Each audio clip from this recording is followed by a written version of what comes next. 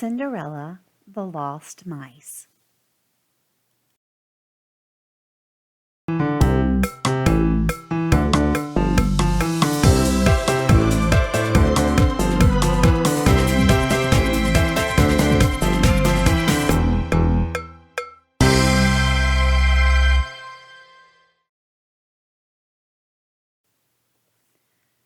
One clear winter night, the prince led Cinderella out to the balcony.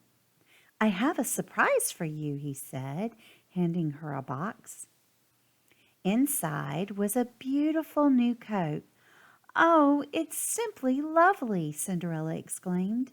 "Thank you." It was a pretty and thoughtful gift. The coat would keep her warm during the cold weather. The next morning, the princess showed her coat to Susie, one of her mouse friends. "Isn't the prince thoughtful?" Cinderella remarked. "Nice, nice," Susie exclaimed. The coat sleeve felt warm and cozy, especially compared to where the mice lived. A few minutes later, Jacques and Gus went into Cinderella's room. It had been a chilly night in the attic, and the mice were still shivering. "Cinderella, Cinderella," Jacques called. He knew that if he told the princess how cold it was in the attic, she would do something about it. But she was rushing off to get dressed for a tea party, so she didn't hear her friend. Jacques sighed. It was too cold for the mice to stay in the attic much longer. Cinderella had always been very kind to the mice, and Jacques was sure she would want them to be warm. So he and Gus called the rest of the mice down from the attic. They sat in front of a blazing fire in Cinderella's room. Before long, their cold paws and tails had warmed up, and their teeth had stopped chattering. They'd wait there until Cinderella got back.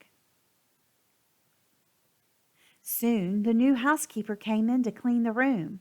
When she saw the mice, she shrieked and shooed them away. "Mice don't belong in the castle," she yelled. "Now get out!"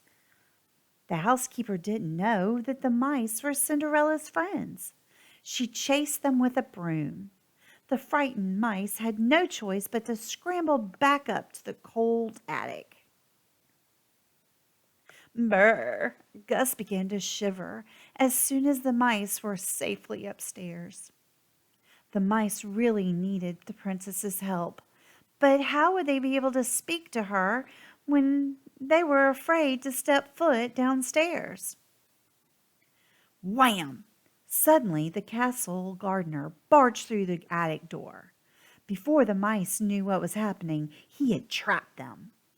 "Now take them outside," they heard the housekeeper say. "Take them far away so they never return." Meanwhile, Cinderella's tea party had ended, and she and the prince were out riding. As their horses trotted through the countryside, they saw the castle gardener tending to something in one of the fields. "Hello," the prince called out. "It's much too cold to be working outside." But the gardener did not answer. The prince called out to him again and still got no reply. As they rode on, the prince turned to Cinderella. "That was odd," he said. "I can't believe he didn't hear me. Why wouldn't he answer?" "Perhaps he was lost in thought," Cinderella replied. Cinderella was right. The gardener had been trying to make a decision. He was about to let the mice go as the housekeeper had ordered, but he was worried about them. He knew it was too cold outside.